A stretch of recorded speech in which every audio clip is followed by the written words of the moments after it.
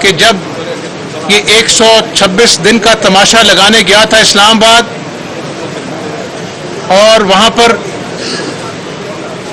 Parade ground میں اس کو کہا تھا کہ وہاں پہ رک جائے, رات کو ریڈ زون میں جہاں پر ڈپلومیٹک انکلیو ہے, شارع دستور ہے, جہاں پہ قومی اسمبلی ہے, سپریم کورٹ ہے, سینٹ ہے اور دیگر حساس بلڈنگز ہیں, کون رات کے اندھیرے میں یہ میڈیا کے ساتھی کھڑے ہیں؟ آپ کی فوٹیج بتاتی ہے کون رات کے اندھیرے میں کلہاڑیوں, ڈنڈوں, غلیلوں, پتھروں اور کرینوں کے ساتھ, کس نے وہ جو ایس ایس پی جنیجو تھا اس کا سر پھاڑا, اور کون آج جلسوں میں کہہ رہا ہے کہ یہ اس قابل نہیں رہیں گے کہ وہ کسی شادی میں جا سکیں, ان کے بچے اسکول نہیں جا سکیں گے. میں بطور شہری اپنی عوام سے پوچھتا ہوں یہ کون سی سیاست ہے کہ آپ لوگوں کو دھمکیاں دے رہے ہیں؟ ان کے اپنے ہواری میڈیا وہ چلائے کہ جی یہ خونی اپنا جو ہے مارچ ہوگا. یہ کیا عوام کو میسج دے رہے ہیں؟ کس کو ڈرا رہے ہیں؟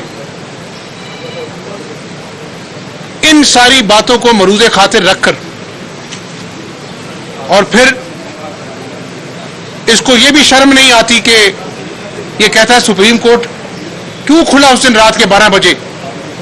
اور بھائی تم آئین اور قانون کا قتل کرنے چلے تھے, تمہاری انا اتنی بڑی ہو گئی کہ تم نے کہا کہ ڈپٹی اسپیکر کو کہ ایسی رولنگ دو, قانون پیروں تلے روند دو, آئین کو مذاق بنا دو, پاکستان کا تماشا بنا دو, لیکن میری انا کو بچا لو.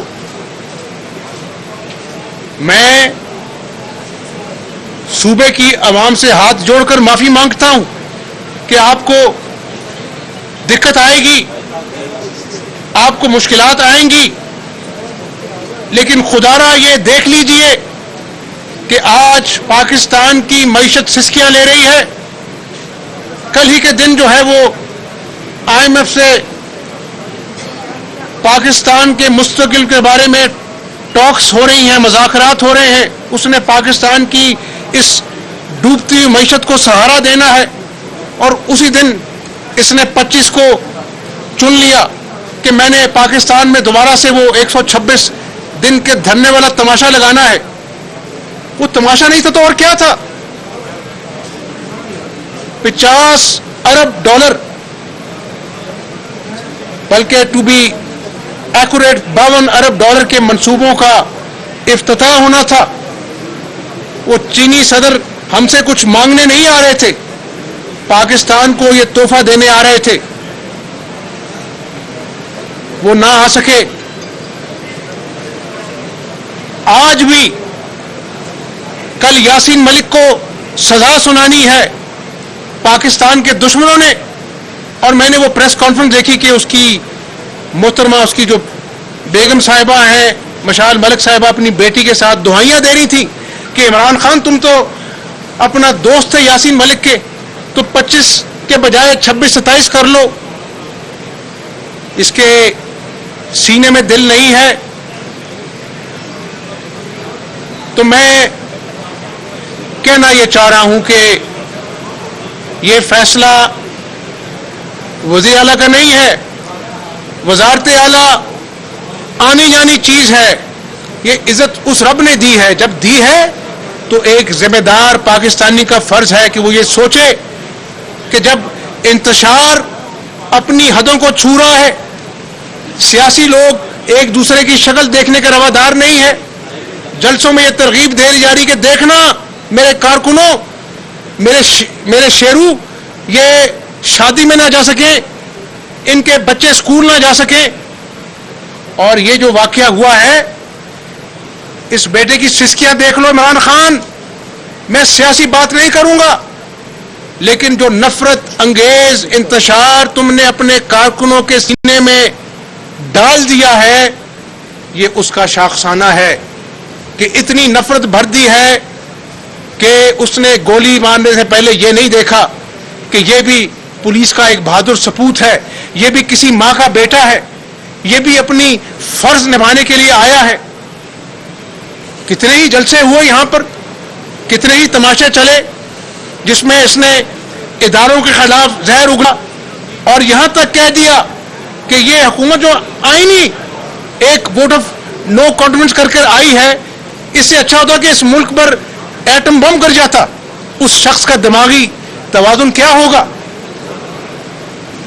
یہ بات مریم نواز کی نہیں ہے, یہ ملک میں اخلاقی رواداریاں ہیں, روایات ہیں. اس نے جو الفاظ کہے وہ میری بہن ہے, لیکن مریم کے علاوہ اور بھی تو بیٹیاں ہیں یہاں پر. یہ بنتا ہے دعوے دار ریاست مدینہ کا, اس کو شرم نہیں آتی کہ بہنوں بیٹیوں کا نام کیسے لیا جاتا ہے؟ اللہ کے نبی صلی اللہ علیہ وسلم کی بیٹی فاطمہ رضی اللہ عنہا آتی تھی, کھڑے ہو جاتے تھے, اپنی چادر بچھا دیتے تھے. تو ریاست مدینہ کا جو جھوٹے دعوے دار ہے اس کو شرم نہیں آنی چاہیے. اور میں بتا دوں تمہیں عمران نیازی, میں سیاسی آدمی ہوں, 22 مہینے جیل کاٹ کے آیا ہوں.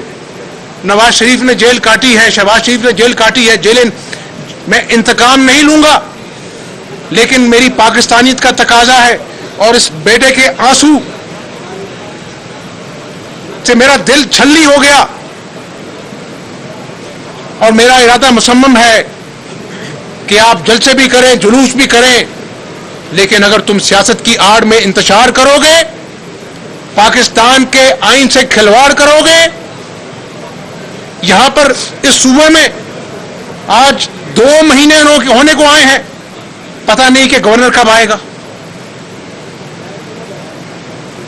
اگر یہ ملک قائم رہے گا نا تو شاید حمزہ شہباز کی وزارت اعلیٰ چلتی رہے, یہاں پر عدلیہ کا نظام چلتا رہے, یہاں پر جمہوریت پنپتی رہے. لیکن اگر کوئی شخص جمہوریت کے لبادے میں خود کش بمبار جیکٹ پہن کر اس ملک پر حملہ کرے گا تو پھر قانون حرکت میں آئے گا, آئین حرکت میں آئے گا, اور عمران خان تمہارا ہاتھ آنی قانون کے ہاتھ تمہارے ہاتھ کو جکڑیں گے انشاءاللہ تعالی. یہ میرا ایمان ہے, جو رات قبر میں آنی ہے وہ آنی ہے. لیکن کیا قصور تھا اس کا؟ اس کے ابو کا کیا قصور تھا؟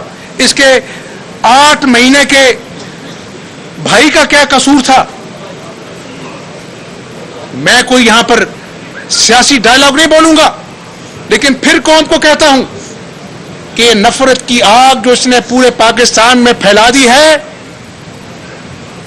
جس کو نہ آئین کی پرواہ ہے, نہ عدالتوں کی پرواہ ہے, نہ پاکستان کے دوستوں کی پرواہ ہے, انتقام کی آگ میں یہ اتنی دور چلا گیا 4 سالوں میں کہ آج جن نوجوانوں سے اس نے 1 کروڑ نوکریوں کے وعدے کیے تھے وہ آج لاکھوں بے روزگار ہو گئے, 1 نوکری نہیں دے سکا. 50 لاکھ گھر کیا بننے تھے, اپنا گھر بنی گالا کا غیر قانونی گھر کو قانونی کر دیا, غریب کے جھونپڑے گرا دیے. یہ میں سیاسی بات نہیں کر رہا, میں نے بھی اپنی قبر میں جانا ہے, لیکن میں وہ کروں گا جو مجھے ایک پاکستانی کی ناطے کرنا چاہیے. ریڈ زون میں جا کر تم نے پھر تماشا لگانا ہے, وہاں پر سپریم کورٹ کے باہر گندے کپڑے دھو کے ٹنگوانے ہیں. جو اس قانون کے رکھوالے ہیں ان کی تلاشی تمہارے شیروؤں نے کرنی ہے, اور پوری اپنا جو ہے وہ دنیا نے دیکھنا ہے کہ کہنے کو یہ آئین اور قانون کی حکمرانی پاکستان میں. تو یہ کیا کھیل تماشا چل رہا ہے؟ عمران خان, اللہ سے ڈرو, تم نے بہت ظلم کر لیا اس عوام پر.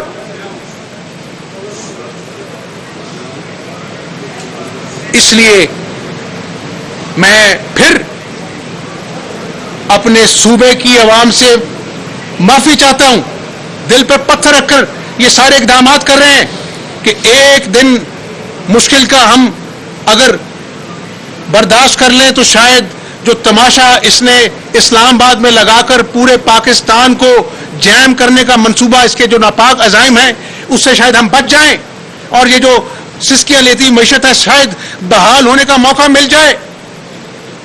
وہ ملک قائم نہیں رہتے جہاں پر نہ عدالتوں کے فیصلوں کو مانا جائے, نہ آئین اور قانون کی پرواہ ہو. تو میری دعا ہے کہ حمزہ شہباز سیاست کو ایک طرف رکھو. میں اپنی پولیس کو بھی کہا ہے کہ پاکستانیت کو سامنے رکھو, قائد اعظم محمد علی جناح کے فرمان کو سامنے رکھو اور اس کے سامنے آگے چلتے جاؤ. تو یہ کوئی خدا نخواستہ بنانا ریپبلک تو نہیں ہے کہ اگر تم چاہتے ہو کہ الیکشن کمشنر بھی تمہاری مرضی کا ہو, اپنا جو ہے وہ الیکشن کی تاریخ بھی تمہاری مرضی سے دی جائے, ادارے بھی اپنا جو ہے وہ تمہارے کہنے پر خدا نخواستہ کبھی تم کوئی کہتے ہو کوئی نیوٹرل نہیں جانور ہوتے ہیں. وہ کس کو یہ سبق سنا رہے ہو؟ تمہارے پلے کیا ہے؟ تمہاری کرتوت کیا ہے؟ 4 سالوں میں تم نے عوام کو بھوک, افلاس, بے روزگاری کے, مہنگائی کے علاوہ کیا تحفہ دیا ہے؟ آ کے دیکھو اسپتالوں میں